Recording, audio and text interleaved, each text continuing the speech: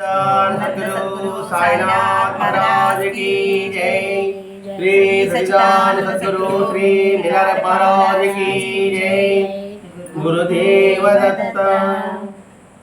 సద్గురు శ్రీ సాయినాథుని యొక్క సాన్నిధ్యంలో ఆచార్య ఇక్కడ భరద్వాజ మాస్టర్ యొక్క ఆశీస్సులతో ఈరోజు సాయినగర్లో మిల్లారెప్ప గారి జీవితంలోని అంశాలని మనం వివరించుకోబోతున్నాం.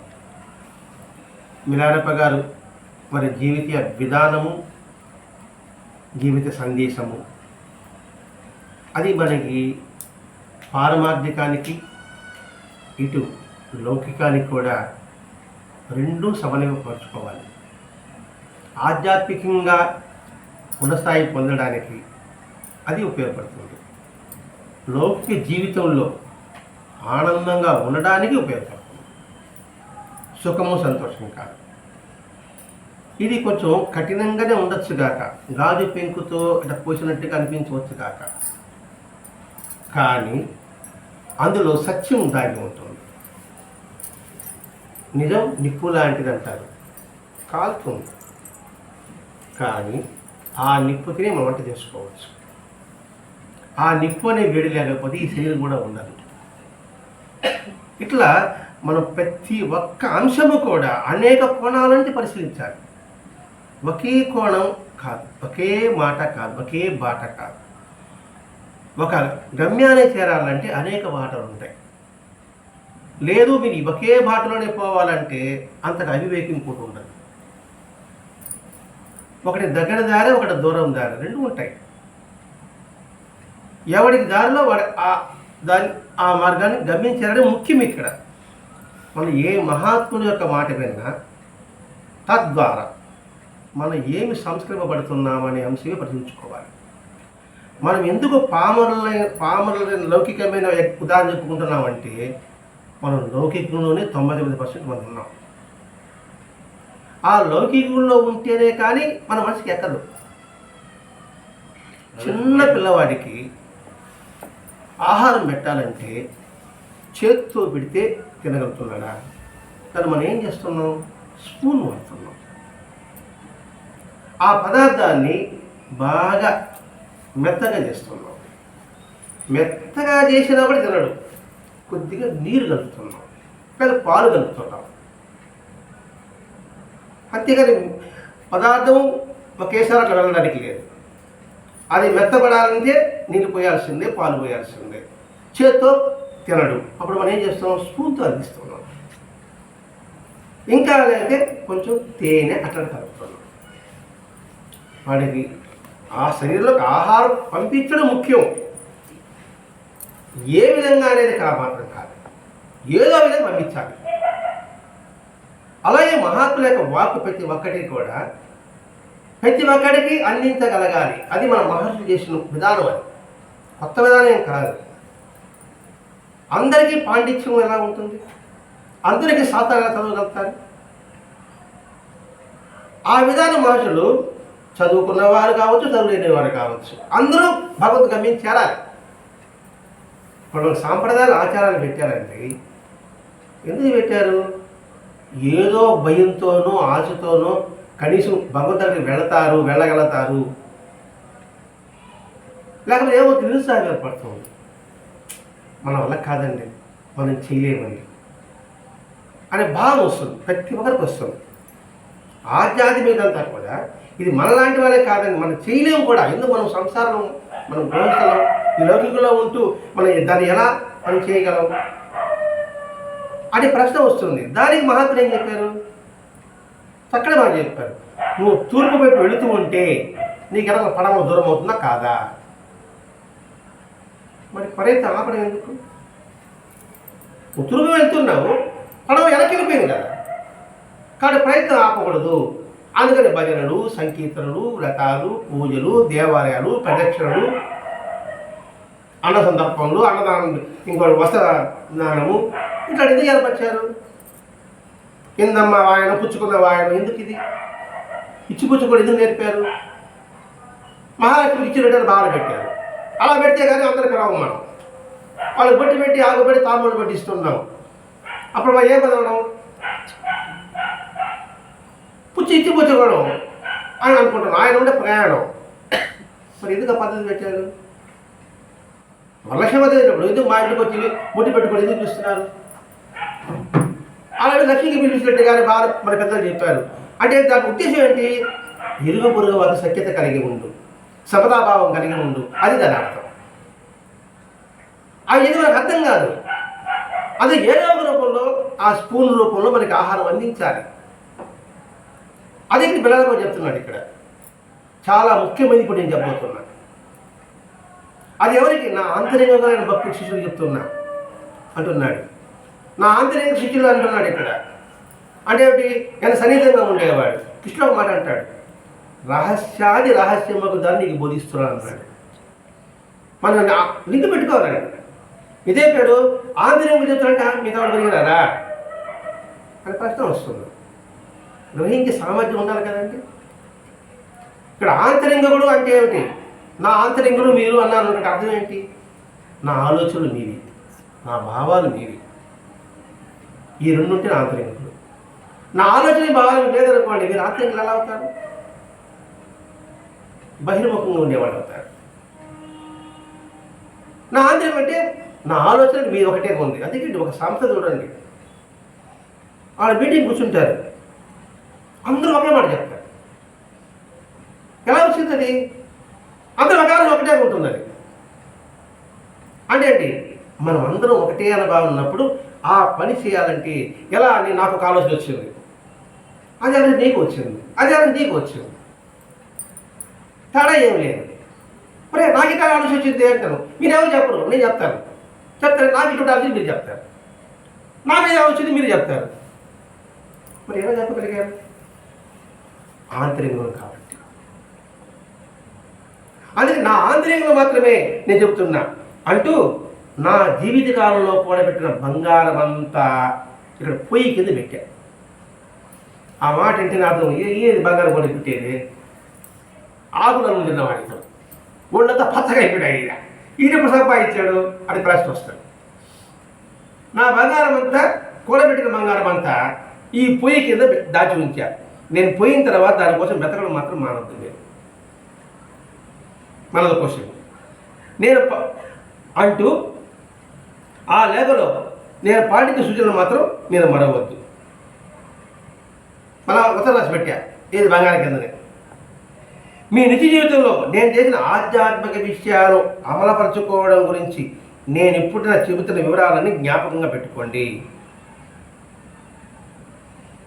మన ఇప్పటి నేను మీకు చెప్తున్నాను, ఇది నిరంతరము జ్ఞాపకం మాత్రం పెట్టుకోండి.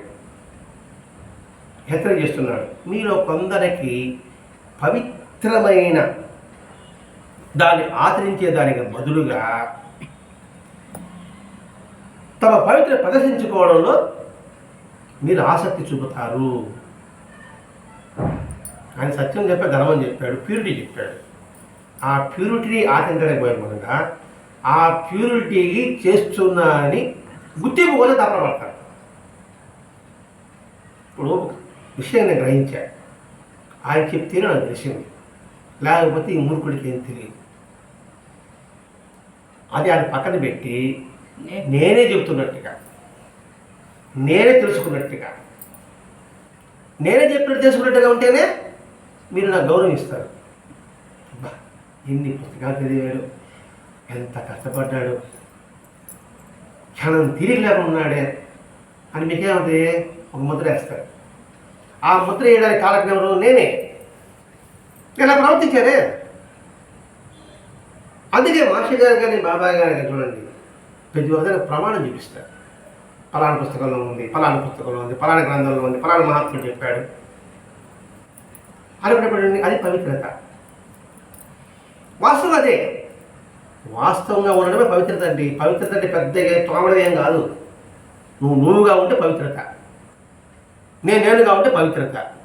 నేనేనుగా అంటే పవిత్ర ఎలా అవుతుంది? పైన ఒకటి లోపల ఒకటి. అది ప్యూరిటీ అంటామా? పైన బాగుంది పాత్రకి, లోపల మొత్తం గురికి పట్టుకున్నారు. అందులో పాయసం మోస్తే ఏమవుతుంది? పాలు కాస్తే ఏమవుతుంది? పైన బాగుంది, లోపల మొత్తం తోమలేదు. అది పవిత్రత అంటామా? వాడు పాలు ఇరిగిపోయింది అనుకోండి, అబ్బా పొరపాటు అయిపోయింది అంట. అది పవిత్రమైన భావాన్ని ఎదుర్కొంటూ అది ప్రదర్శించుకోవడంలో గర్వపడేవారు ఉన్నారు. దానివల్ల వారికి పేరు ప్రఖ్యాతులు మాత్రమే వారి హృదయంలో నిజమైన కోరిక ఉండి అలా చేస్తున్నారు. అందుకే శాస్త్రవాసన, దేహవాసన, లోకవాసన ఈ 3 లేనివాడి నిజమైన సాధకుడు. బాగా గుర్తుపెట్టుకోవాలి. నిజమైన సాధకుడు ఎవడు, సద్గురు అంటే ఈ 3 లేకుండా ఉండాలి వాడికి. శాస్త్రవాసన లేకపోయినా ఉండొచ్చేమో, కానీ దేహవాసన మాత్రం ఉంటుంది. లోకవాసన కూడా లేకపోవచ్చు, కీర్తి కోసం లేకపోవచ్చు, కానీ దేహవాసన మాత్రం ఉంటుంది. దేహవాసన అంటే ఏమిటి? ఈ దేహాన్ని షోకు చేసుకోవడం అంతే వాస్తవం. దేహవాసన అంటే షోకు చేసుకోవడమే. దీనికి నాకు ప్రేమ, 10 గుర్తింపు రావాలి. మామూలుగా పచ్చి కట్టుకుని గుర్తింపు ఉండదు. దానికి లాల్చి ఒక వేసుకుంటే అబ్బాయి ఈరోజు స్పెషల్గా ఉన్నాడు అబ్బా అని ఈరోజు లాల్చి ఒక వేసుకొచ్చాడు గుర్తింపు కోసం. ఈ ప్రత్యేక కనబడుతుంది కదా ఇక్కడ. అంటే దేహవాసన ఉన్నట్టే కదా. అంటే నాకు అనిపించుకుంటే మీకు అర్థమవుతుందండి. అది కూడా లేకుండా ఉందా? No chance. నిజమైన సాధనకు ఉండదు. బస్సులో పోతే 10 సార్లు దూకున్నాను మీ తాలకి. అంటే దిగుతానే మనం షో కనపడాలి కదా, పెళ్లి కట్టి దిగుతానే. అంటే ఎవరైనా అర్థం కోసం అండి. ఈ 3 లేకపోతే వాడు నిజమైన సాధకుడు. ఇది బాగా గుర్తుపెట్టుకోవాలి. వాటి చర్యలు అర్థమైపోతుంది మనకి ఇక్కడ. అందుకని వాడి దృష్టి అంతా ఆ కీర్తి కొంచెం ప్రఖ్యాతి మీద పాకులాడతాడు. అది గర్వపడమే నిరంతరమే కాకుండా అలా గర్వపడడం ఉపయోగం ఉంటుంది. ఈ దేహం ఎంతకాలం ఉంటుంది? నా కీర్తి వచ్చేది దేహం ఉన్నంత వరకే.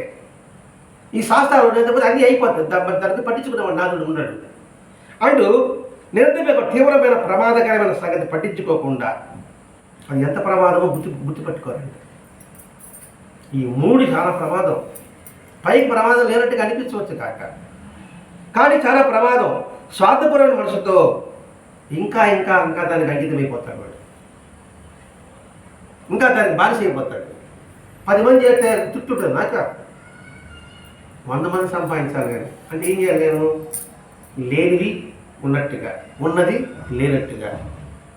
3వది అతి ముఖ్యమైనది, ఎవరికి తగ్గ రీతిలో వాళ్ళ అభిష్టాన్ని అనుసరించి నేను చెప్పగలగాలి.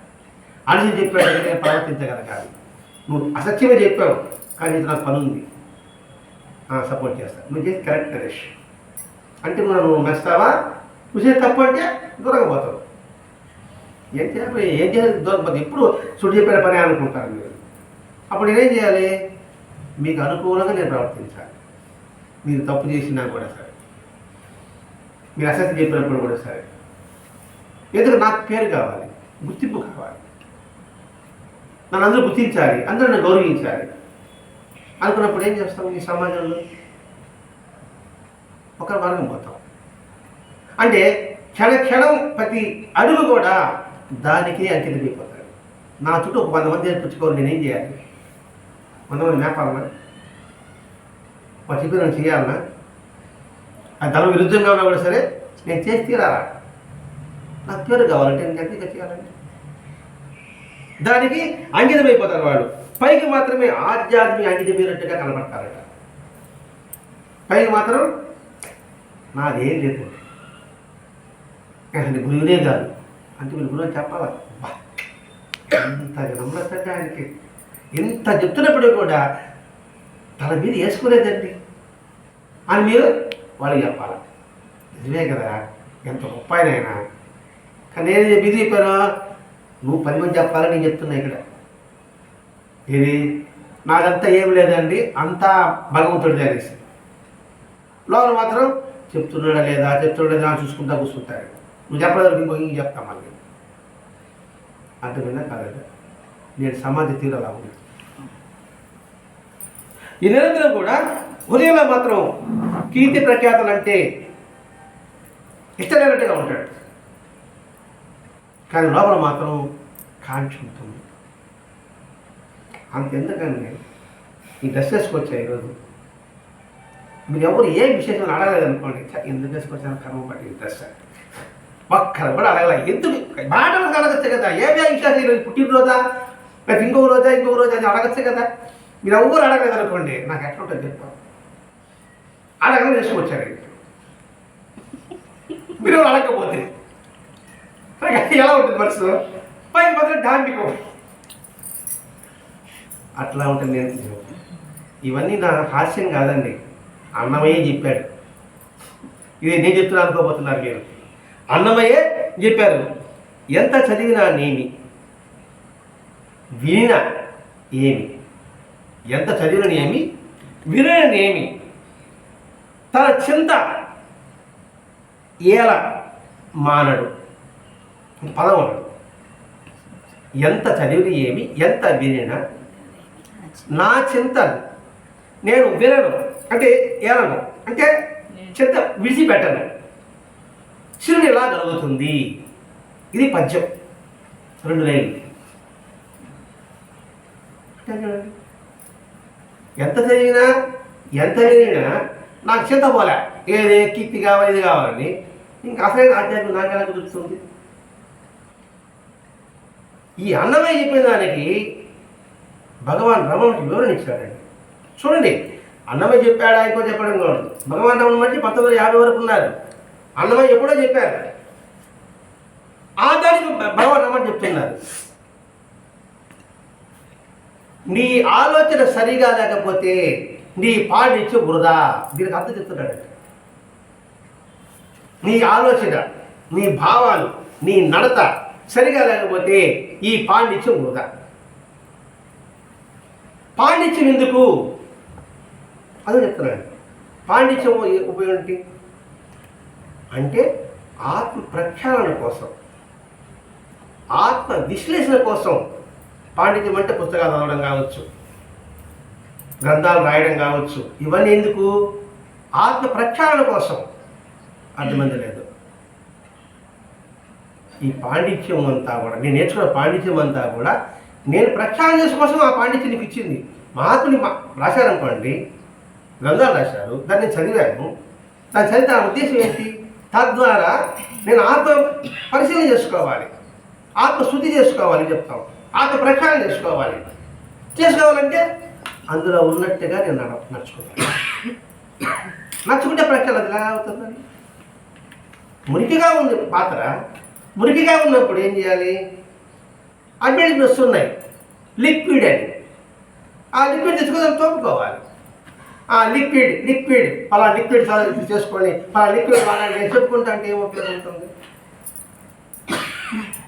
పాండిత్యం దేనికోసం? ఆత్మ విశ్లేషణ కోసం. ఎంత చదివావా, ఎంత తెలుసుకున్నావా కాదు. అందుకే రమణ అంటారండి, పాండిత్యం అనేది అద్దం లాంటిది. పాండిత్యం అనేది అద్దం లాంటిది. ఎందుకు అద్దంతో పోల్చాడు? చూడు, రమణ కాదు, సామాన్యుడు కాదండి. మనం లోతుగా అందరి మాత్రం చదవాలి. పాండిత్యం అద్దం లాంటిది అన్నాడు. దానికి ఇంకా చెప్తాడండి, అద్దం చూసుకుంటూ నీ బొమ్మను చూసుకుంటూ నువ్వు గడ్డాన్ని తీసుకోవాలి. ప్రతిబింబాన్ని గడ్డాన్ని ఇస్తావా? అర్థం. పాండిత్యం అద్దం లాంటిది అన్నాడు. నేను గడ్డాన్ని తీసుకోవాలంటే అద్దం చూసుకునేది, అద్దం బొమ్మ తీసుకుంటాను, నేను తీసుకోవాలి. పాండిత్యం అద్దం, దానిలో ప్రతి ఒక్క పదంలో వాక్యం అర్థాన్ని గ్రహించి దానిని ఆచరించగలగాలి. అది దాని అర్థం. అర్థమైంది లేదు కాలేదా? పాండిత్యం అర్థం లాంటిది. ఈ అర్థం నేను గడ్డంగించుకోవాలంటే అర్థం పాండిత్యం. గడ్డంగించుకోవాలంటే ఆ అర్థంలో నా బింబాన్ని చూసుకుంటూ నేను గడ్డంగించుకోవాలి. అర్థం బింబానికి ఇస్తామా? పాండిత్యం అర్థం అంటప్పుడు పాండిత్యంలో ఉన్న అంశాలను గ్రహించి తద్వారా నీ నడవడికను గుర్తు చేసుకోవాలి. గడ్డ పెరిగిపోయింది కదా. గడ్డ ఏంటంటే ఇక్కడ మళ్ళీ చూసుకుంటా, ఇటు చూసుకుంటా, ఎక్కడెక్కడ గడ్డ పెరిగిందో బిడ్డ కనబడుతుందో అదే చూసుకుంటున్నాను కదండి. అంటే పాండిత్యం ద్వారా నువ్వు ఎక్కడ పొరపాటు చేస్తున్నావు, నీ మాటలు ఎలా తేడా ఉంది, నీ నడకలు ఎలా తేడా ఉంది, నీ భావన ఎలా తేడా ఉంది. పాండిత్యం అంటే భారతం కావచ్చు, భాగవతం కావచ్చు, భగవద్గీత కావచ్చు, వేదాల ఉపనిషత్తులు కావచ్చు, ఏదైనా కావచ్చు. కాక మనకి వాటంతా పక్కన పెడదాం, ఎందుకంటే వేదాలు మనకు తెలియదు కాబట్టి భగవద్గీత తీసుకున్నాం. భగవద్గీత అర్థం ఇది అర్థమవుతుంది. ఆ భగవద్గీత పెట్టుకొని అందులో భావాన్ని గ్రహించి నేను మనసు శుద్ధి చేసుకోవాలి అర్థమవుతున్నాను. అంటే పాండిత్యము అంటే దానిలో ఉండేటువంటి సారాన్ని గ్రహించితేనే కదా పండితుడు అవుతాడు కదా. ఇక్కడ పాండిత్యము అంటే విషయము గ్రహించాడు, అర్థం కొనుక్కున్నాడు. పాండిత్యం వాడు గ్రహించింది వాస్తవమే, అది అర్థం అన్నాడు. అంటే ఈ పుస్తకంలో ఈ సత్యంగా చెప్పడంలో నేను ఆరితేరాలంటే పండితుడు నేను. అంటే దాని విషయాలన్నీ కూడా నేను తెలుసుకుంటే ఉపయోగం లేదు, గ్రహిస్తే ఉపయోగం లేదు, ఆచరిస్తే ఉపయోగం. నేను పండితుడు కానీ ఎవరి పట్ల కూడా సమభావం నాకు లేదు. అప్పుడు నా పాండిత్యం ఎందుకు వరకు వస్తుంది? పండిత సమదర్శన అన్నాడు. నేను పండితుడప్పుడు అందరూ సమభావం చూడాలి. దానికి కొన్ని ఒక విధంగా, మధ్యతరం ఒక విధంగా, పేదవారు ఒక విధంగా చూస్తే నేను పండితుడు ఎలా అవుతాను? పాండిత్యం నీకేం చెప్పింది? అందరినీ సమానంగా చూడమని పాండిత్యం అర్థం కాదండి. అర్థం నీకేం చెప్పింది? ఒరే నీలో ఉండి ఏముందో శుద్ధంగా చూసి గురుక్కోరా అని చెప్పింది అర్థం. నేనేం గురుక్కోకుండా అర్థంలో కొరతానా? అంటే పాండిత్యం చెప్పుకుంటా ఉంటానా? ఇట్లాంటివి వచ్చిందా? భగవాన్ చిన్న వాక్యం చెప్పాడంట. అది అన్నమే చెప్పాడు. నువ్వు ఎంత విరినా, ఎంత చదివినా, నువ్వు చింతపడుతుంటే నీకు శివుడు ఎలా వస్తుంది? శివుడు అంటే ఏమిటి? ఆనందము, ఆధ్యాత్మము, ఆత్మజ్ఞానము. అదే మళ్ళీ చెప్తున్నాడు ఇక్కడ. నువ్వు ఎంత చదివినప్పటికీ కూడా అది పైకి మాత్రం నువ్వు అలా నటిస్తూ ఉంటే, పేరు ప్రకారం చూసుకుంటుంటే అది ఎట్లా ఉంటుందంటే పంచపంచ పరమాణాల విషయం కలుపుకున్న లాంటిది. పంచపంచ పరమాణు పాండిత్యం. ఆ పాండిత్య పంచపంచ పరమాణు తిను, సంతోషంగా ఉంటుంది. ఆ పంచపరమాణు కొంచెం విషయం కలుపుకుంటున్నాను, ఏమవుతుంది? ఆ పాండిత్యం విషపూరితమవుతుంది. ఆ పాండిత్య దేని నుండి అందులో ప్రవర్తన కాకపోతే నా చుట్టూనే వాళ్ళకి పారమార్థంగా దేవుడు ఎదుగు, లౌకికంగానే నేను అధపాతానికి వెళ్ళిపోతాను. ఇంత అర్థం అన్నమని చెప్తున్నాడు. అదే మిలానే చేయడం మాట. ఆ ధనం కింద నువ్వు పాగులాడుతున్నప్పుడు నువ్వు పంచపట్టివనాలు విషయాన్ని పెట్టుకోవచ్చు.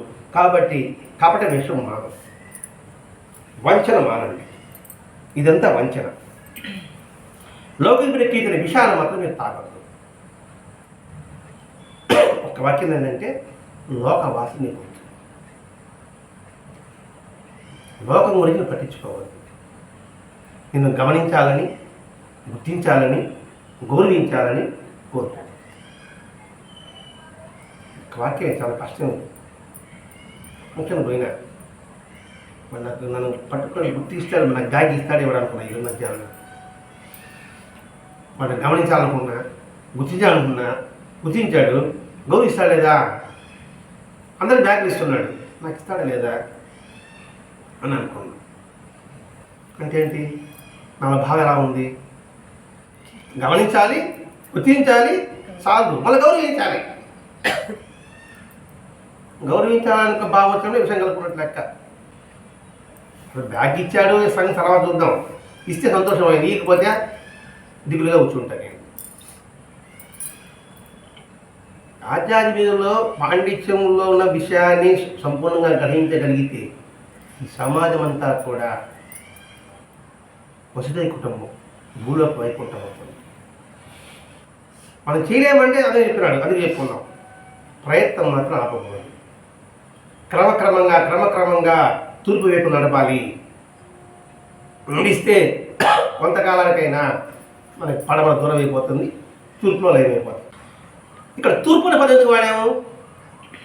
తూర్పు చూడు, సూర్యుడు పైకి లేస్తూనే ఉంటాడు, వెలుగు అధికమవుతుంది. పడమర సూర్యుడు అస్తమిస్తుంటాడు. అందుకని వెలుగుని ఎక్కువ సంపాదించడం కోసం తూర్పు వైపు ప్రయాణం. అందుకని మీరు ఇలా చేస్తూ దాని విషయాన్ని మాత్రం మీరు తాగవద్దు. పవిత్రమైన కాలాలు చేస్తారని నలుగురు కీర్తించడం కోసంగా విషయాన్ని తాగడం మానేయండి. నేను సమాజ సేవ చేస్తుంటా, అందరూ నన్ను గుర్తించాలని. అది కూడా విషయం సమానం. నువ్వు సేవ ఎవరు చేస్తున్నావు? భగవంతుడు చేస్తున్నావు, లేదా భగవంతుడు నాకే చేపిస్తున్నాడు. అలా కాకుండా నేను చేస్తున్నా అనేది విషయం, నా వల్లే అవుతుంది విషయం. అందుకే గుర్తింపు కోసం పాకులాడడం, అటువంటి పవిత్ర కార్యాలు చేస్తూ కూడా ఇటువంటి విషయాన్ని మీరు తాగద్దు. అంటే భగవాన్ రమణమయ్య చెప్పిన, అన్నమయ్య చెప్పిన, మెల్లారథ్ చెప్పిన, భగవద్గీతలో కృష్ణ భగవాన్ చెప్పిన అన్ని భావాలు ఒకటే. అదే గుణవన మహారాజు ఒక మాట అంటాడు, మనం చదివాం ఆనందమయ చరిత్రలు అనుకుంటా. గృహస్థులు ఏం చేయాలి, వ్యాపారస్తులు ఏం చేయాలి, ఉద్యోగస్తులు ఏం చేయాలి, ఏం సాధన చేయాలి వాళ్ళు అక్కడ ఒకే మాట చెప్పాడు అన్నాడు. పడుకోబోయే ముందు ఈ రోజును ఏ ఏ కార్యాలు చేశాడు, అందులో ఎంత మంచి ఉంది, ఎంత చెడు ఉంది అని విశ్లేషణ చేసి పడుకోమన్నాడు. మంచి ఉంది, అదే తెల్లవారుగానే ఈ మంచిని ఇంకా పెంచుకోవాలి. నేను కిడి చేశా ఈ కిడి తగ్గించుకోవాలి అని విశ్లేషణ, అది ఆత్మ విశ్లేషణ. అనుకుంటే మా వల్ల కాదంటాం, ఈ భావించు. అలా భావించడం కూడా ఒక సాధన, ఒక భాగం కదా. మరి గుణ మాట చెప్పిన మాట ఏంటి? గృహస్థులైన కూడా అలా విశ్లేషించేయి. విశ్లేషణ చేస్తే విషయాన్ని నువ్వు గ్రహించవు. అదే స్వామి వివేకానంద అంటాడు, ఆధ్యాత్మికత్వంలో నీకు ఏదైతే అడ్డు వస్తుందో దాన్ని విషతో లేనిగా భావించాలి. ఇక్కడ ఆధ్యాత్మికత అంటే మనం సంస్కరించుకోవడానికి ఏదైతే అడ్డు వస్తుందో ఆ అడ్డు వ్యక్తి కావచ్చు, వస్తువు కావచ్చు, పరిస్థితి కూడా కావచ్చు, దాని విషయప్రాయంగా చూడు. పరిస్థితులు అలా అనుకుని వస్తుంది, సాధన చేయకుండా ఉంటే అనుకుని వస్తుంది, దీని మనం దూరం పెట్టాలి అని భావించు అని స్వామి వివేకానంద చెప్పినట్టుగా ఇవి చెప్తున్నాడు ఇక్కడ. కాబట్టి మీరు ఏం చేయాలి? పవిత్రమైన కార్యాలు చేయడం కోసంగా, అటువంటి కీర్తి అధికార పేరు కోసంగా అనే విషయాన్ని మాత్రం మీరు త్రాగద్దు, దాన్ని విడిచిపెట్టండి. హృదయపూర్వకమైన సాధన మాత్రమే చేయండి. సాధనలో ఉండి హృదయపూర్వకంగా ఉండాలి, అంటే త్రికరణ శుద్ధిగా ఉండాలి, మనసా వాచా కర్మలు ఉండాలి. ఇక్కడ సాధన అంటే ఏదో ఆధ్యాత్మికంగా ఉండండి, ప్రతి ఒక్క పని సాధనే. నువ్వు ఏ పని హృదయపూర్వకం చేయాలి, హృదయపూర్వకంగా చేయకపోతే ఆ పని సక్సెస్ అవుతుందంటారా? నువ్వు వ్యాపారం స్టార్ట్ చేస్తావు, నీ మనసు మాట చేసే పని 3 ఒకటిగా ఉంటే ఆ వ్యాపారం నువ్వు సక్సెస్ కాగలవు. అలాగే సత్యం చెప్తున్నాను నేను ఇక్కడ. ఈ సత్యం చెప్పాడు కూడా మనసా వాచాకరం చెప్తేనే నేను ఇక్కడ సక్సెస్ కాగలను. అలాగే నేను వంట చేస్తున్నారు, వంట చేయడం కూడా మనసు ఎక్కడా పెడితే వంట చేస్తే ఎలా ఉంటుంది? ఇక్కడ సాధన అంటే ఏదో దేవుడి విషయం మనం భావించకూడదండి. హృదయపూర్వక సాధన ఎప్పుడు మనం కొనసాగించవలసింది అని ఎందుకు ఇలా చెప్తున్నాడు ఇక్కడ అని గ్రహించాలండి. ఇక్కడ ఎంత వినినా, ఎంత చదివినా ఎలా అన్నమైన ఇప్పుడు పెట్టుకోవాలి. ఇక్కడ నువ్వు చింతను విడిచిపెట్టడం లేదు, అప్పుడు నీకు శివుడు ఎలా వస్తుంది? ఇక్కడ చింత అంటే అర్థం ఏంటి? ఈ 3 లోక వాసన, దేహ వాసన, శాస్త్ర వాసన. లేకపోతే నన్ను గమనించలేదు, నన్ను గుర్తించలేదు, గౌరవించలేదు, ఈ చింత నాకు ఉంది అనుకోండి, మరి ఆధ్యాత్మిక శివుడని నాకు ఎలా వస్తుందండి? అందుకే ముందు చెప్పాడు, నేను బంగారాన్ని కూడా బంగారం దాచిపెట్టానన్నాడండి. బంగారం అంటే ఇది. బంగారం ఎలా వస్తుందండి? బంగారం దాచిపెట్టాలంటే, బంగారాన్ని కూడబెట్టాలంటే ఎంత శ్రమించాలి? 1 కిలో బంగారం కొనాలంటే ఎంత శ్రమించాలి, ఎంత కష్టపడాలి? ఆ బంగారు లోపల దాచిపెట్టా, దాన్ని ఎలా వినియోగించుకో లేఖ రాశారన్నాడు. బంగారం ముద్ద నాకుంటే నాకేం ఉపయోగం? ఎలా వినియోగించుకోవాలో కూడా దాని ఆ లేఖలో ఉంది. బంగారం ముద్ద ఉపయోగం లేదు, దాన్ని ఆభరణంగా చేసుకుంటే ఉపయోగం. ఆవిడ ఎలా చేయాలి? ఎవరికి ఇచ్చేయడం మీద ఆ లేఖలో ఉంది. ఒరే ఈ నిజాయితీలోనికి అంటారు. నిజాయితీ స్వచ్ఛత, ఆ స్వచ్ఛత నిజాయితీ అని మనకి చెప్తున్నాడు. మళ్ళీ చెప్పాడు, నువ్వు పవిత్ర కార్యాలు చేస్తూ కీర్తి కోసం పాగులాడవద్దు, మన దాన్ని జోడించబాక అని అంటున్నాడు. అప్పుడు ఒక ప్రశ్న వేశాడు, అంటే అలా చేయడంలో లౌకిక కార్యక్రమాలు నిర్వర్తించడం మన కర్తవ్యం కదా, ఇది సమాజ సేవ చేయడం మన కర్తవ్యం కదా, అది ఆధ్యాత్మిక సమతం కాదా అన్నాడు. సేవ చేయడం ఆధ్యాత్మిక వద్దంటుందా అన్నాడు. ఆధ్యాత్మిక వద్దని చెప్పుతున్నాడు. ఆధ్యాత్మిక నువ్వు చేసే పనిలో లేసమైన స్వార్థం అనేది లేకుండా చూసుకో. రూఢి అయితే తప్పులేదు. నువ్వు చేసే పనిలో నిస్వార్థం ఉండాలని చూసుకో, అప్పుడు సేవ చేయి. లేకపోతే నీ గర్వం వస్తుంది, అహంకారం పెరుగుతుంది, నేననే భావం అంతకంత పెరుగుతుంది. అందుకని ఆధ్యాత్మికత సంస్కరించుకున్నప్పుడు ఇవేవి రా ముందర చూసుకో, అప్పుడు మీరు సర్వీస్ చేయి. అందుకే నారాయణ సేవ అనే భావంతో చేయి. అన్నం పెట్టేటప్పుడు సర్వేన సుఖిరభవంతు అనే భావంతో చేయి. అలా రూఢైతే సేవ చేయి. నేను సేవ చేస్తున్నాను, నాకెందుకు పూజా పురస్కారం అంటే సేవ చేస్తున్నావు, ఏ భావంతో చేస్తున్నావు? ఆధ్యాత్మికత ఉంటే ఏ భావంతో చేయాలని సేవ నీకు అర్థమవుతుంది. కాబట్టి అది లేకుండా నువ్వు చేయడం అది వ్యర్థము. ఇది ఒక్కడే గుర్తుంచుకోండి. నిజంగా సర్వ ప్రాణులందు హితం చేత ఉండే వైరాగ్యం చాలా అరుదు. నిజంగా పదం పడాడు, సర్వ ప్రాణులందు హితం చేత ఉండే వైరాగ్యం చాలా అరుదు. నిజంగా ఆ పదం మనం అండ చేసుకో. నిజంగా సర్వ ప్రాణులందు హితాన్ని కోరుకుంటున్నామా?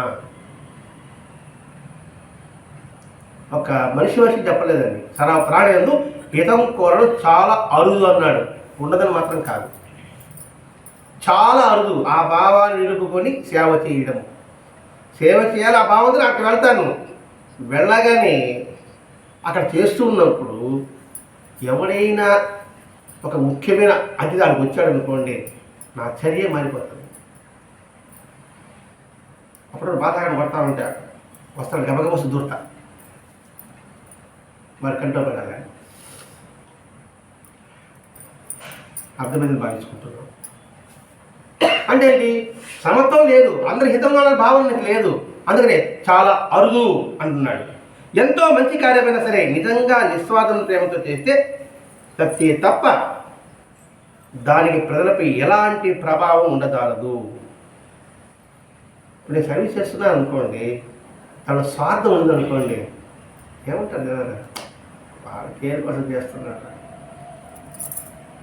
మనం పోయినా కూడా వాడికి పేరు వస్తుంది, వాడికి ఆ దృష్టి ఉందిరా అని జనం వెనక్కి వెళ్తారా, ముందుకు వస్తారా? అది అంటున్నాడు. అలా ప్రేమ చేసి తప్పితే దాని ప్రజలకి ప్రభావం ఉంటుంది. విశ్వాసం అనుకోండి, ప్రజల ప్రభావం ఉంటుంది. స్వార్థం ఉందనుకోండి, తీరు వేరుగా ఉంటుంది. దీనికి ఉదాహరణ మన సమ్మేళనమే. గర్వంగా చెప్పుకోవచ్చు. ఎందుకంటే ఒక్కరిలో కూడా సరే నాకు గుర్తింపు కావాలని ప్రయత్నించిన ఒక్కడ కూడా లేడు. మీరు నమ్మినా నమ్మకపోయినా వాస్తవం మాత్రం ఇదే. ప్రతి ఒక్కడు మన పని, ఇది ఆయన పని కాదు, ఇంకొకరి పని కాదు, ఇది మన పని అని పని చెప్పినా చేయకపోయినా చేయగలిగామా లేదా? అంటే ప్రజల ప్రభావం పడింది. ఎలా ప్రభావం పడింది?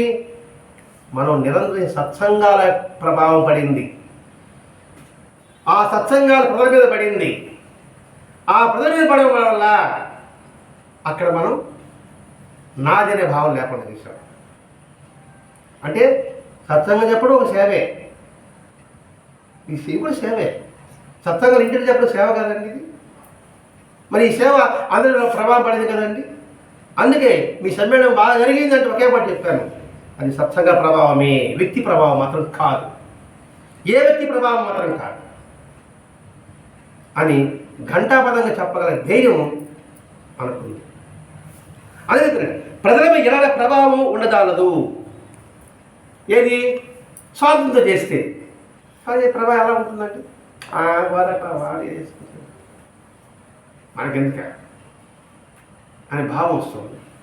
విశ్వాసం చేసామనుకోండి, అందరి గుండెల ప్రభావం ఉంటుంది, మార్పు చెందినంత.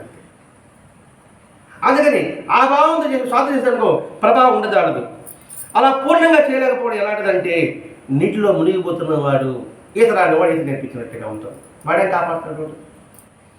ఈత రాడు వాడే మునిగిపోయి వాడే కాపాడేది. నాకు ఎలా సంస్కరించాలో నాకు తెలియదు, నేను ఎవరికి సంస్కరించగలను? ఎవరు చెప్పాడు ఏదో పోయారు అంటారు.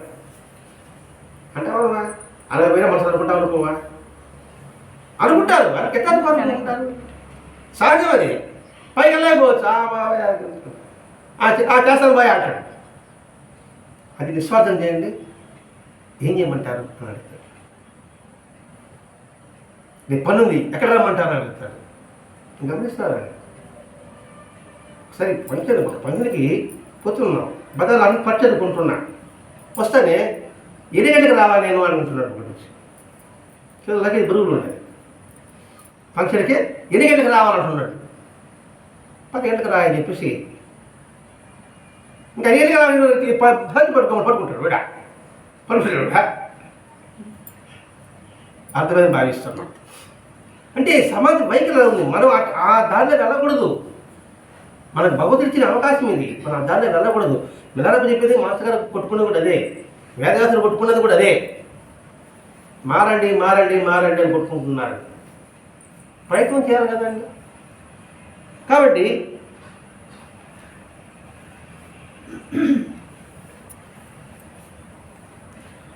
మన తల మీద ఆకాశం ఎంతకాలం ఉంటుందో, మన ఉద్ధరించబడిన జీవులు కూడా అంతకాలం ఉంటూనే ఉంటారు. ఆకాశం సమసిపోదు. కాబట్టి మన ఉద్ధరించబడే జీవులన్నీ కూడా అలాగే ఉంటాయి. కాబట్టి ప్రతివాడికి ఇతరులకు సహకారం పొందే జీవులు ఉంటూనే ఉంటారు. ప్రతివాడికి ఉంటాడు ఎవరు కూడా సహాయం చేయడానికి. అది గుర్తించు. ఆ సహాయం చేయడం భగవత్ స్వరూపాన్ని భావించు, ఆ భావంతో చెయ్యి. అదే చెప్పింది ఆధ్యాత్మికం. అంతేకాని మన ప్రతివాడికి ఇతరులకు సహకారం పొందే జీవులు ఉంటూనే ఉంటారు. ప్రతివాడికి ఇతరులకు సహకారం పొందే జీవులు ఉంటూనే ఉంటారు. నేను సహాయం చేయడానికి నా చుట్టుపక్కల ప్రతి ఒక్క జీవి ఎప్పుడూ ఉంటాను. అది చిన్న జీవా పెద్ద జీవా మనిషా కాదు, ఉంటూనే ఉంటారు. ఇతరులకు సేవ చేసే అవకాశం నిజంగా మీకు కలిగే లోపల నేను చెప్పింది గుర్తుపెట్టుకోండి. మా చుట్టూ జనాలు ఉంటారు, వాళ్ళకి సేవ చేయాలి. ఆ సేవ చేసే లోపల నేను చెప్పేది గుర్తుపెట్టుకోండి. అంటే ఏ భావంతో చేయాలి చెప్పినట్టు కదండి, అది గుర్తుపెట్టుకుని చేయి. నేను సహాయం చేసిన వాళ్ళు నేను సహాయం చేస్తాడు అని చేస్తాను నేను. అదేం సేవ అవుతుంది, అదేం సహాయం అవుతుంది? నువ్వు చెయ్యాలని సహాయం చేస్తున్నా, రేపైనా పనికి వస్తాడు వీడు అని చేస్తాడు. నేను సత్సంగం పోయినా ఆ ఇంట్లో వస్తున్న పనుంది కాబట్టి పోయా సత్సంగానికి. వాస్తవం జరుగుతూనే ఉంది, మనకి భయం లేదు. అబద్ధం మాత్రం కాదు. నరేష్ పని ఉంది కాబట్టి నరేష్ ఇంట్లో సత్సంగానికి ఎవరిని పోయాడో వాడిని మనకు ఖచ్చితంగా పోతాను నేను. ఏదో నాకు చెప్పిన పని చేస్తాడు కాబట్టి. ఇంక జనాలు ఆయన పక్కన ఎప్పుడు పని ఎప్పుడు పోస్ట్ పని చేస్తూ ఉంటాడు. ఏమి నాకు అర్జెంట్ పని ఉందండి రాలేదంటాను. అంటే సహజంలో మన సమాజం జరిగే విషయాలు మనం ఎంచుకుంటున్నాం. పైకి నాకు లేదని చెప్పొచ్చు కాక, కానీ లోపల మాత్రం తాగి ఉంటుంది. అని చెప్తున్నాడు. మీరు ఆ సేవ చేసేటప్పటికి కూడా ఒకరింటికి వెళ్ళాలి, సత్సంగంలో సేవే. ఇది సత్సంగం రావాలని చెప్పడం లేదండి. ఎందుకు సేవ అంటున్నాము? ఇక్కడికి వచ్చాం, ఈ ఇంటి వాళ్ళకి మంచి జరగాలని ప్రార్థన చేసాం, ఇది సేవ కాదంటారా? మన డబ్బులే వెచ్చించలేదు ఇక్కడ. భావం ఆ ఇంట్లో వెళ్ళాం, భజన చేసాం, ఈ ఇంట్లో వాళ్ళు మంచిగా ఉండాలి. మన ప్రార్థనకి జరుగుతుందా జరగదు పక్కన పెట్టి, నీ ప్రార్థన ఎలా ఉంది, నిష్కల్మషంగా ఉంది, అదే అక్కడ పనిచేస్తుంది. అంతే. ఎంతకాలం పనిచేస్తుంది, మనం ఎంత భావం చేస్తే అంతవరకు పనిచేస్తుంది. అంతే. మరి సేవ కాదు ఎలా అంటాం మనం? సర్వజీవులకు సేవ. ఇక్కడ వాళ్ళకి సేవ చేశారు, మీరు వచ్చారు, ఈ భావంతో చేయి. అంతేగాని ఆ సత్సంగానికి నేను పోతున్నా, వాళ్ళ సత్సంగానికి వినడానికి పోతున్నా, ఎవరు రాలేదు అంటారు అనమాట. అదే వడ్డీ వాడేమో రాలేదంటారు, వాళ్ళు ఎవరు నీకు ఎందుకు? ఆ మాట వస్తుంది రాదు నాకు పోయా. వాళ్ళకి నీకే నీకోసం నువ్వు పోతున్నావు సత్తాన్ని చెప్పడానికి, వినడానికి మీకోసం మీకు సత్తానికి వస్తున్నారు. మిగతా వచ్చారా మనకు సంబంధం లేదు. మనం బయట పోయి అనుకుంటాం ఇంతమంది పిలిచా ఎవరు రాలేదంటారా, వాళ్ళతో మనకెత్తుంది అనవసరం కూడా. ఇదంతా పుణ్యకథ పోయా. అందుకు చెప్తున్నాడు నువ్వు వెళ్ళే ముందు ఏ భావంతో వెళ్ళాలి, మగతో మనకి పనిలే, నా భజనకు పోతున్నా, వాళ్ళకి భజనకు పోతున్నా. అది ఇప్పుడు అజిప్పుడు మాట వింటే ఆ భావం ఉంటుంది, అజిప్పుడు మాట లేకపోతే వ్యతిరేక భావం ఉంటుంది. అందుకే మీరు సమాజ సేవ చేసే ముందు నా మాటను గుర్తుపెట్టుకోండి అని ప్రత్యేకంగా ఎందుకు చెప్తున్నాడు ఆయన? తట్టి లేపుతున్నాడండి ఇక్కడ. మనం మర్చిపోతుంటాం, మన ముద్దులు మూర్ఖులం దురబోధలం ఏమనుకోబాకండి. ఈ పదాలు వాడాడు. ముళ్ళకత్త గుస్తే కానీ బాగు. ఆ ముళ్ళకత్త గుర్తుడిపై మహాత్మ యొక్క వాక్. అందుకు నేను సత్సంగ మాటగా చెప్పాడు. ఎందుకంటే మనం ఒక్కసారి చెప్తే మనం బుర్రకు ఎక్కదు కదండి. పదే పదే వినగా తిరగ వేప అంతే. అసలు అదే వినగా చెప్పండి. పది బట్టి లేదా రాగ మత్స్యలు. నేను చదువుకోలేదు, మా అందరికీ మిమ్మల్ని అడుగుతున్నాను ఆ పద్యం. ఆ విషయం గుర్తు చేసుకున్నాను. నేను చెప్పే విషయాన్ని అంటి పెట్టుకునే ఆవశ్యకత మీకు ఉంది. అదేమిటంటే సర్వజన హితం కోరాలంటే నీకు బుద్ధత్వం కావాలి. హితం అంటే నీకు బుద్ధత్వం కావాలి. ఇక్కడ బుద్ధత్వం అంటే బుద్ధుడు చెప్పిన బుద్ధత్వం అంటున్నాం. దయ ఉండాలి, కరుణ ఉండాలి, అహింస ఉండాలి, అప్పుడే హితం చేయగలం. అందుకే బుద్ధం శరణం గచ్చామి. బుద్ధుని శరణం కాదు, బుద్ధుని యొక్క భావాలకు శరణం. ధర్మం శరణం గచ్చామి, ధర్మాన్ని శరణం వేడు. సంఘం శరణం గచ్చామి, సంఘం అంటే సంఘం హితం కోసం నువ్వు పాటు. కాబట్టి ఆ బుద్ధత్వం ఉంటే నీలో స్వార్థం ఉండదు, నిస్వార్థమే ఉంటుంది.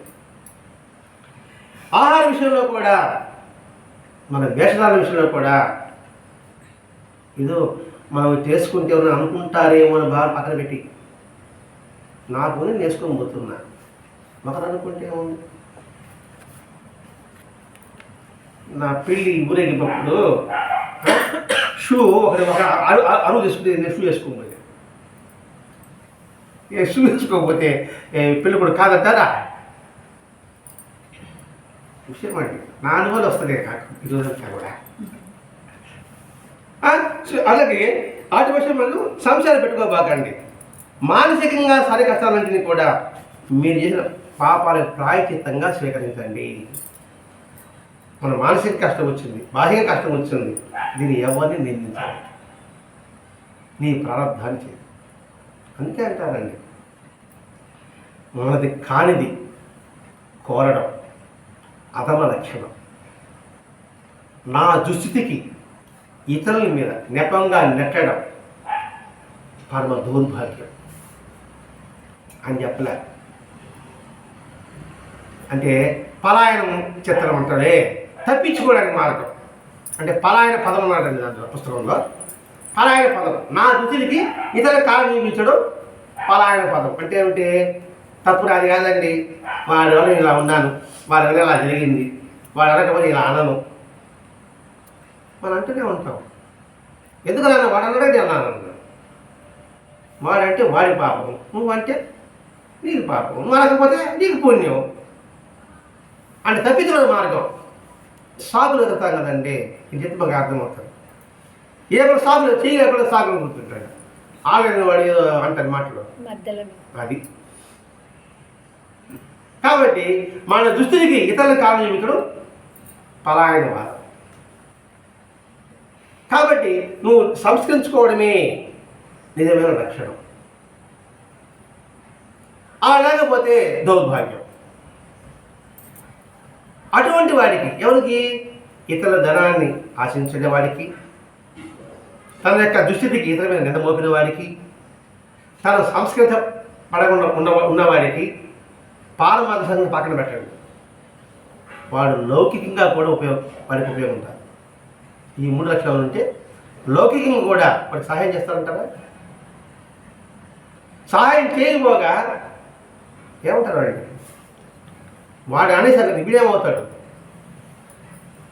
ఇవన్నీ అన్నమయ్య పద్యాలు వస్తుందండి. భావమత చెప్తున్నా, శ్లోకం చెప్పలేకపోతున్నా. ఆయన చెప్పిన మాట్లాడింది అది మనం గుర్తించాలి. ఇక్కడ మిలాల కూడా అదే చెప్తున్నాడు ఇక్కడ. కాబట్టి మన ప్రారంభం వచ్చేది కూడా అది ప్రసాదంగా స్వీకరించు, అంతేగాని ఇతరులు నిందించవచ్చు. నేను చెప్పిన ఈ మాటను గుర్తించుకునేటట్లయితే మీరు అధ్యయనం చేస్తున్న శాస్త్రములు మీరందరూ కూడా కష్ట సమయంలో వాటిని ఏ విధంగా ఉపయోగించుకోవాలో సరైన మార్గాలు సూచిస్తాయి. నేను చెప్పేది మీరు బాగా వంట పట్టించుకుంటే మీరు చదవబోతారు, చదివిది మీకు వంట పడుతుంది. కాబట్టి అది ముఖ్యమైన మార్గాన్ని, సరైన గమ్యాన్ని మిమ్మల్ని చేరుస్తాయి. ఇవన్నీ మనకి ముఖ్యమైన పదాలే మనం చెప్తున్నాను. అధ్యాయంలో ముఖ్యమైన పదం హెడ్లైన్ ఉంది. ఎంత ముఖ్యమో, చాలా ముఖ్యం. మనం జీవించడానికి శ్వాస ఎంత ముఖ్యమో ఇప్పుడు మిలాల చెప్పింది కూడా అంతే ముఖ్యం. ఇలా చెబుతూ మీరు నిజంగా భక్తులు కాదలుచుకుంటే గురువు గారి ద్వారా ప్రాపంచం కీర్తి గడించాలని ఆశను మాత్రం పెట్టుకోబాకండి అని చెప్పాడండి. మీరు నిజంగా భక్తులు కాదలుచుకుంటే గురువు గారు అడ్డం పెట్టుకొని పేరు సంపాదించబాకండి. నీకు సత్తా ఉంటే నువ్వు కానీ నిజం భక్తులు అనిపించుకో. దానికి పెద్ద ఒక మాట అంటారు, చెట్టు పేరు చెప్పి ఆయన పేరు చెప్పి నువ్వేది మెహర్బా చేయబాక. ఎవరికి అర్థమవుతుంది? ఇక సోమకూడది సోమకూడది. నిజమైన భక్తి అనుకుంటే అలా ఉండకూడదు. అందుకే అండి భక్తి అన్నీ భక్తుడు కావాలంటే ఎన్ని లక్షణాలు ఉంటుందో సంగతం మనకి శుభ్రంగా అవగాహన చేసుకుంటే తెలుస్తుందండి. నిజంగా మనం భక్తులు అవునా కాదా అనే విషయం. ఇలా ప్రతి ఒక్క అంశము మనం గుర్తుపెట్టుకుంటే అసలు భక్తుడు అంటే నిజంగా మన లక్షణం ఉన్నాయా? భక్తుడు అనే పదము బజ్ అనే ధాతువులో వచ్చిందంటే భక్తి అనే పదం. బజ్ అంటే ఏంటి? సేవ, ఆరాధన, అర్చన. ఇది నా ధర్మాలు. నేను భక్తుడిని, సేవ, ఆరాధన ఉండాల. ఎవరి పట్ల ఆరాధన? సర్వ జీవుల పట్ల ఆరాధన.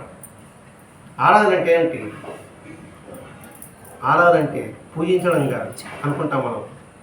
అందరిలో కూడా భగవతత్వం ఉందని గుర్తించుకుంటూ భగవంతుడిగా భావించడమే. అక్కడే కాలు తగిలింది అంటే అది ఆరాధన, అది భక్తి. అర్చన అంటే ఏంటి? సేవ చేయి. అంటే ఏ ఆరాధన పదం అయితే ఉందో, ఏ దేవుడైతే అనుకుంటున్నావో ఆ భావంతో అతని పట్ల ప్రవర్తించు, పూజించు. చూడండి, భజన ధాతువులో నుంచి భక్తి అనే పదం వచ్చింది. దానికి అంటాడు స్వామి వివేకానంద, భక్తుడికి భగవంతుడికి వారధి లాంటిది భక్తి. అద్భుతమండి.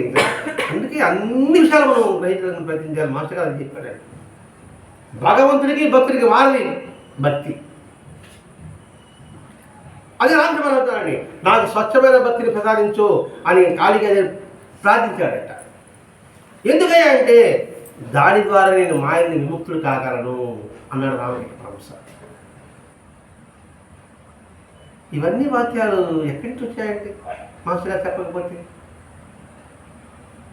అంటే ఇప్పుడు అర్థమవుతుంది, నిజమైన భక్తులు కావాలి పదం వాడాం కాబట్టి ఆ భక్తుల పదం వచ్చింది. నిజమైన భక్తులు కావాలంటే సేవ ఉందా, ఆరాధన ఉందా, అర్చన ఉందా చూసుకోవాలి.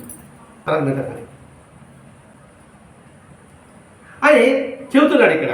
కాబట్టి మీరు నిజంగా భక్తులు అంటే కీర్తి గడించాలని మాత్రం ఆయన అడ్డు పెట్టుకొని ఆయన పేరు చెప్పుకొని మీరు మీ పేరు సంపాదించమాట. నేను గ్రంథాలు రాశా. ఆయన ఫోటో వేసుకుంటే కదా నా గ్రంథాలు ఎవరు చదవరు. రాసి నేను రాసిన ఎవరు చదవరు. ఆ మమ్మేసాం అనుకోండి, మా మాస్టర్ గారు కదా అని చదువుతాం. అమ్మా చెప్పండి, డౌట్ ఏం చెప్పండి. మంచిదే కదా తన పేరు ఎవరికి వచ్చింది? ఆయనకి ఆయన అడ్డం పెట్టుకున్నా, ఆయన ఫోటో నీ ఫోటో వేసుకో, నువ్వు పుస్తకం రాయి. నీ ఫోటో వేసుకుని నువ్వు పుస్తకం రాయి, ఇబ్బంది లేదు. రాసింది నువ్వు, ఆయన ఫోటో వేసుకుంటుంది, ఆయన ఫోటో వేసుకున్న వల్ల నేను చూస్తుంది, దానివల్ల నీకు పేరు వచ్చింది. అందుకే చెట్టు పేరు చెప్పి కాయలు అమ్ముకోబాలని చెప్పడం ఉద్దేశం వాళ్ళు. నేను వరదాస మహర్షి భక్తుడిని అంటున్నా, నేను ఆ భాషగా చూశాను అంటున్నా, కానీ నాలో సత్ప్రవృత్తి రావడానికి కారణం ఆయనే. నేనేమంటాను, నా వల్ల వచ్చి నేను అంటున్నా, పైకి మీద ఆయన అడ్డుపెట్టుకుంటున్నా.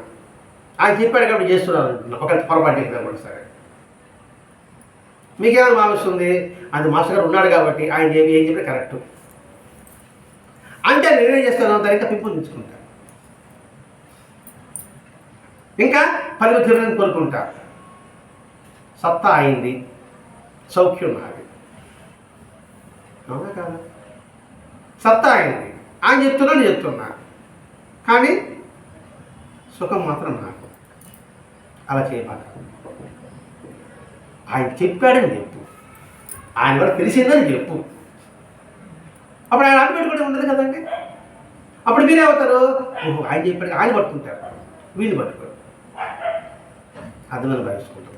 అది నిజంగా భక్తుడు కావాలంటే గురువు గారు అడ్డు పెట్టుకుని నీ పేరు కోసం ఫీజు కోసంగా నువ్వు ప్రఖ్యాతి ప్రచారం చేసుకోవాక.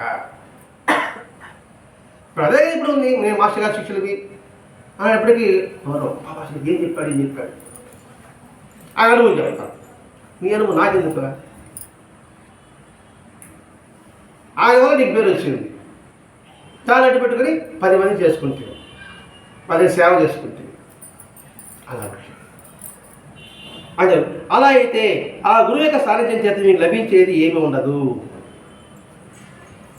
పైకి లభిస్తుంది, గురువు గారి సాన్నిధ్యం మాత్రం లభించదు. ఆయన తెలియదా నువ్వు ఎంత మాత్రం అంటూ మీ గురువు దగ్గర దీక్ష లభించకపోతే తత్వశాస్త్రాలు గ్రంథాలు చదవడం వలన మనసు విజ్ఞానం వచ్చి సంఖ్య తగులుకోవడం అవుతుందేమో కానీ సాధనకేం ఉపయోగం ఉండదు. అంటే ఆయన దగ్గర నేను అడిగితే ఆయన చెప్పలే, నేను పుస్తకాలు చూసి చదువుకున్నా, పాఠం చెప్తున్నా. దానివల్ల నీకు నాకంతా తెలుసునే బంగారు సంఖ్య తగులుకుంటుంది తప్ప ఇంకేం కాదు. బంగారు సంఖ్యలు అంటే పేరు పెట్టాలనే సంఖ్యలు. బంగారు సంఖ్యలైనా ఒకటే, ఇనుప సంఖ్యలైనా ఒకటే.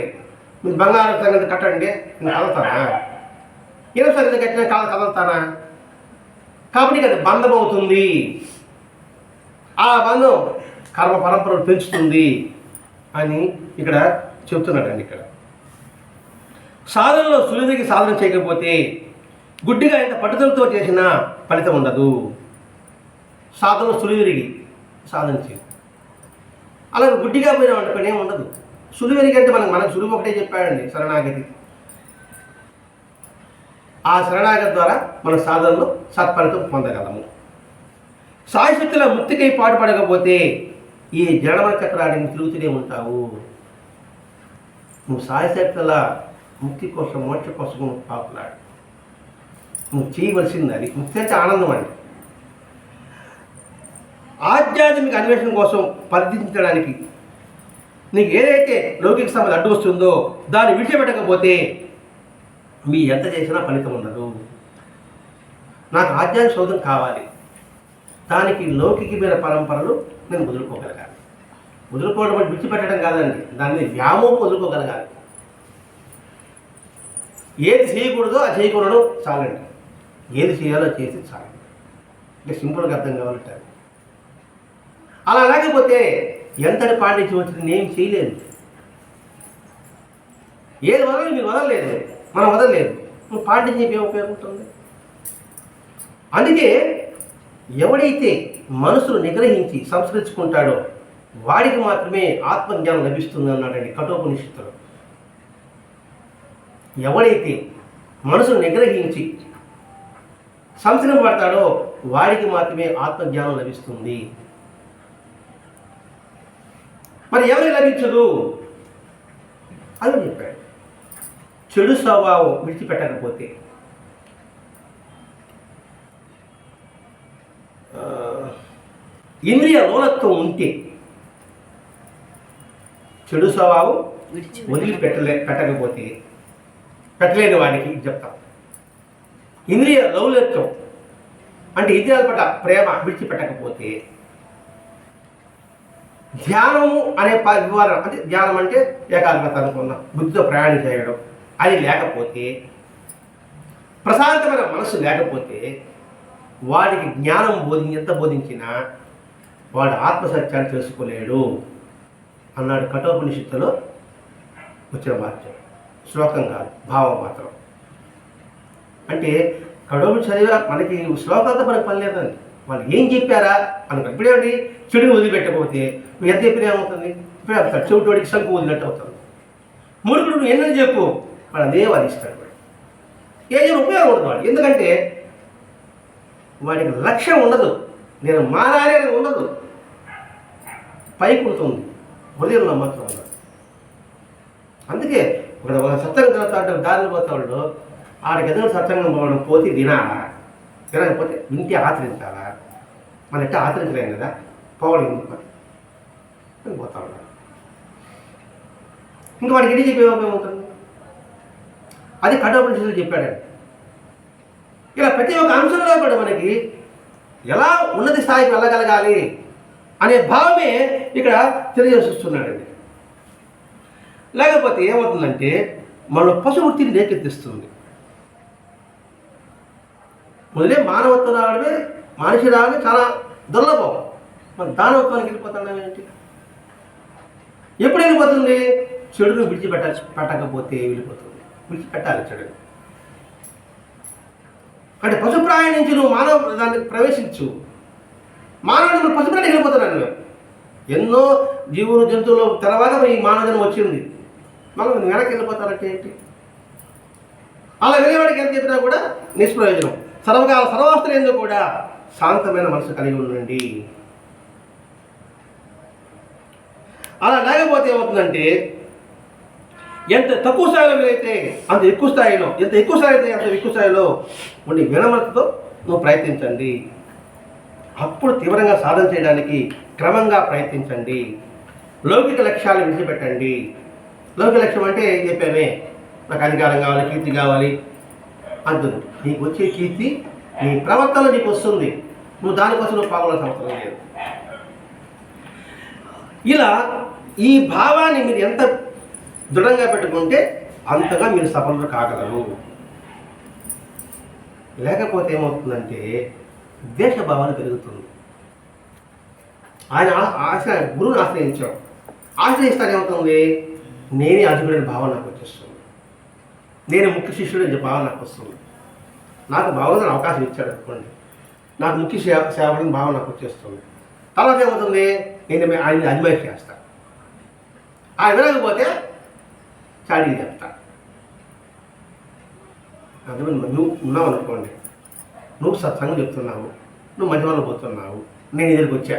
ఎందుకోసం వచ్చాను? నేను కూడా మీ చెప్పినట్టు వింటూ మీ సేవ మీ పని చేసుకుంటూ మీలాగా అవ్వాలని నేను వచ్చాను. వచ్చిన తర్వాత అజమాయిషాన్ని ప్రారంభించాను. నేను చెప్పినట్టు మీరు వినాలంట, లేదా మీరు ఇతరులు చెప్పాలి వీడు ముఖ్యమైన శిష్యుడు అని చెప్పాలి. అది చెప్పలేదు అనుకోండి, నేను సేవ చేయాలి. నా ఒకసారి గురువు అనే పదం వాడకూడదు, ఇది ముఖ్య శిష్యుడు వాడకూడదా అని నా మనసులో బాగుంటుంది. అలా లేదనుకోండి, వెంటనే ఏం చేస్తాను? దుష్ప్రచారం చేస్తా. లేదా ఒక సంస్థ అనుకోండి, ఆ సంస్థ అంతా నేను అంటాను, నా వల్లే ఈ సంస్థ పెరిగిందంటాను. కోర్టుకు దావా వేస్తాను, నీ మీద వేస్తే దావా వేస్తాను. ఫస్ట్ ఎందుకు వచ్చాను? నేను సేవ చేయాలని, సమాజ సేవ చేయాలని వచ్చా. తర్వాత గుర్తింపు కోసం వచ్చా. ఆ గుర్తింపు నుంచి గౌరవించడం వచ్చా. అవి ఏం తగలబెట్టేప్పటికి ఏంది నాకు ద్వేషం వచ్చింది. అందరూ చాడికి చెప్పిన ఆ సంవత్సరం కోర్టులో దావా వేశాను. లౌక్యం కాదండి, రమణ జీవితంలో జరిగింది. మళ్ళీ అప్పుడు ప్రమాణం చెప్తున్నా. తిరుమలని ఒక వ్యక్తి వచ్చాడు ఆయన సేవ చేయడానికి. అంతా సేవ చేసిన తర్వాత ఆ మఠం అంతా నాదన్నాడు. కోర్టుకి వేసాడు.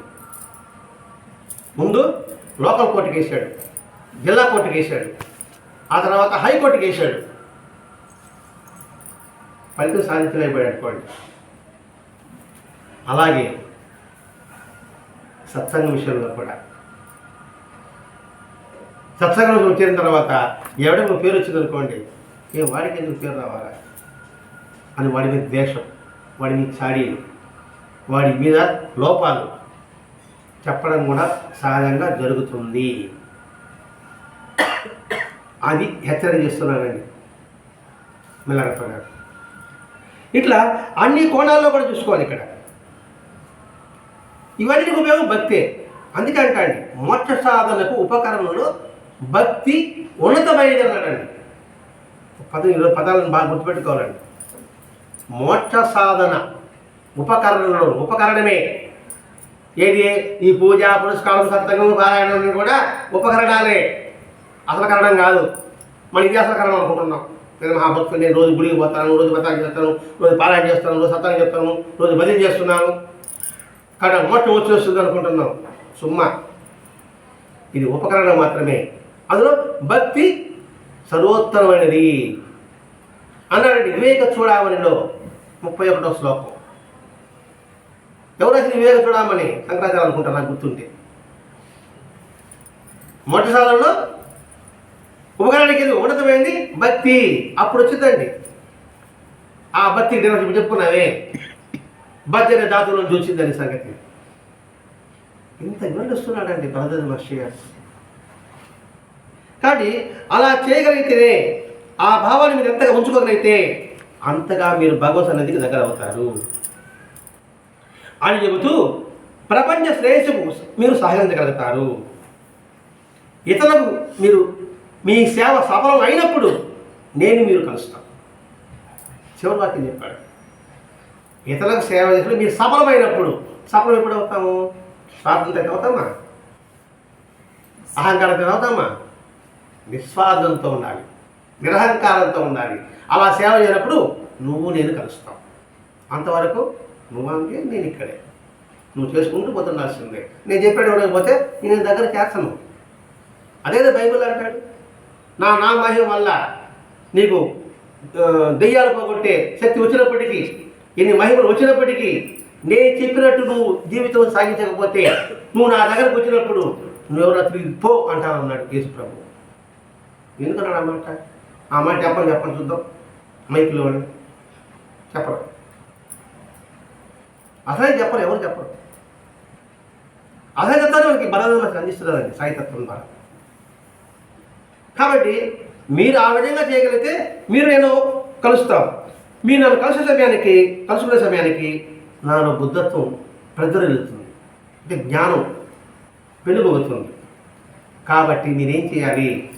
బుద్ధుణ్ణి, సంఘాన్ని, ధర్మాన్ని పూజ్యభావంతో సేవించాలి. ఈ 3 వేరు కాదు మీరు భావించండి. సపరేట్గా ఉండిపోవాలండి. ఈ 3 ఒకటే. అలా చేయగలిగితే ఈ 3 భావితే అని ఒక పాట రూపంలో చెప్పాడు. ఇక్కడ ఎక్కువ కాలం ఉన్నాను, నేను చెప్పాలని చెప్పేశాను. ఇది చాలా ముఖ్యమైనది, నా అందరికీ చెప్పాను. కాబట్టి నేను చెప్పిన బోధ జాగ్రత్తగా గుర్తుపెట్టుకొని నా అడుగు జాడలను అనుసరించండి. కొత్తగా బాగుపడలే, నేను నచ్చిపోయాను కదా, ఆ ప్రకారమే పని. నేను ఎలా జీవించానో, ఏం చెప్పానో, నా జీవితం ఎలా అన్వయం చేసుకున్నానో ఆ ప్రకారంగా పడి. అదే కదా ఇప్పుడు అన్నమయ్య చెప్పిన మాట కూడా భగవాన్ మనిషి చెప్పాడు. నువ్వు ఇది పాటించాడు, ఎంత చదివినా కాదు, వినినా కాదు, నీ జీవితాన్ని అనుసంధానం చేసుకుంటున్నావా లేదా, ఆత్మ విశ్లేషణ చేసుకుంటున్నావా లేదా. కాబట్టి అద్దం చూసుకొని గడ్డం గీసుకో, అద్దానికి గీకి బాక. అద్దానికి గీకితే ఏమవుతుంది? అద్దం పోతుంది, పాండిత్యం పోతుంది, నీకేం ఉపయోగం ఉంటుంది అని ఇన్ని విషయాలు మనకి జ్ఞానప్ప గారు ముఖ్యమైన అంశాలు ఈరోజు చాలా చెప్పారండి. అటు వివేక చూడమని అన్నాడు, ఇటు కఠోపనిషత్ అన్నాడు, ఇటు భగవాన్ రమణ మహర్షి అంటున్నాడు, అన్నమయ్య అంటున్నాడు. మరి ఎన్ని వచ్చాయండి ఈరోజు? ఇప్పుడు అన్నమయ్య అంటేనే మనకి ఇది గుర్తు రావాలి. అంటే ఏది విన్నా ఏ చేసినా ప్రయోజనం లేదని చెప్పి మాస్టర్ గారు చెప్పలేదు, బాబా చెప్పలేదు, ఆయన అన్నమయ్య చెప్పాడు ఆయన. కాబట్టి వినడం కాదు, చదవడం కాదు, ఎంతమంది మన జీవితం అనుసంధానం చేసుకుంటున్నాము. జీవితానికి అనుసంధానం చేసుకున్న వాడి ప్రతి వ్యక్తి ఎట్లుంటాడంటే వాడి జీవితమే ఆధ్యాత్మికతలో ఉన్నట్టుగా ఉంటుంది. వాడి యొక్క ప్రతి ఒక్క మాట, ప్రతి ఒక్క చూపు, ప్రతి ఒక్క భావం, ప్రతి ఒక్క కదలిక కూడా ఉన్నతమైనదిగా ఉంటుంది. దానికి ప్రయత్నం మన మాస్టర్ గారు పారాయణ సత్సంగం ఇచ్చాడండి. మనం చేయలేమని బాధపడక అది చెప్పాడు. క్రమంగా చేస్తూ ఉండండి. మనం చేయాలనుకుంటున్నాం, ఒక్కొక్క అడుగు వేసినా మనం పడవలకు దూరం అవుతాము, అంటే అజ్ఞానానికి దూరం అవుతాము. పరిగెత్తలేని శక్తి లేదు. ఒక్కొక్కటి చేద్దాం. అందరూ పరిగెత్తగలరా? మీరు పరిగెత్తగలరా? పరిగెత్తలేరు. కానీ గమ్యం మాత్రం చేస్తా. డిగ్రీలు మాత్రం మార్చకూడదు. కోణం ఉంది కదా, దాన్ని మార్చబాకండి. కోణం మారామనుకోండి చుట్టూ అవుతుంది. ఆ కోణంలో పోవాలి. 90 డిగ్రీలు పో. ముందు పోయేవాడు పోతాడు. నువ్వు ఆ దారి చెప్పావా సరిపోతాడు. మనం పొలాలు గిన్నెల మీద పోతూ ఉంటాం. జాగ్రత్తగా పో. కొద్దిగా పరిగిస్తారు గిన్నెల మీద. సరే గిన్నె ప్రైవేట్ పట్టణంలో ఎప్పుడు పరిగెత్తారు మీరు? చిన్నప్పుడు అటువెత్త పడిపోతాం. అదే పనిచేసేవాళ్ళు చూడండి, టకటకటగా పరిగిస్తూ ఉంటారు వాళ్ళు. పరిగెత్తి పడతారు లేదా పోతారు. ఆ పట్టణ మీద పోతారు నేను. అదే మన గమ్యం కాదు. కాబట్టి నిరుత్సాహము, నిస్పృహ, నిస్సత్తువ ఉంటే పక్కన పెట్టి ఉత్సాహము, ఉల్లాసము పెంచుకో. తద్వారా నువ్వు ఆనందాన్ని ఆస్వాదించగలవు అనే విషయమే ఈరోజు చాలా గొప్పగా చెప్పారండి బలవర మహర్షి గారు. ఆయనకి మనం ఎన్ని జన్మలు రుణపడి ఉన్నాము, ఎన్ని జన్మల పుణ్యమో ఆయన మనం కలుసుకోవడం కూడా. అటువంటి సత్యాన్ని అందించిన బలవర మహర్షి గారి శిరస్సు వంటి ప్రణామాలు ఇస్తూ స్వస్తి. శ్రీ సచిదానంద సద్గురు సాయినాథ్ మహారాజ్ की जय. श्री सचिदानंद सद्गुरु मिलारे महाराज की जय. गुरुदेव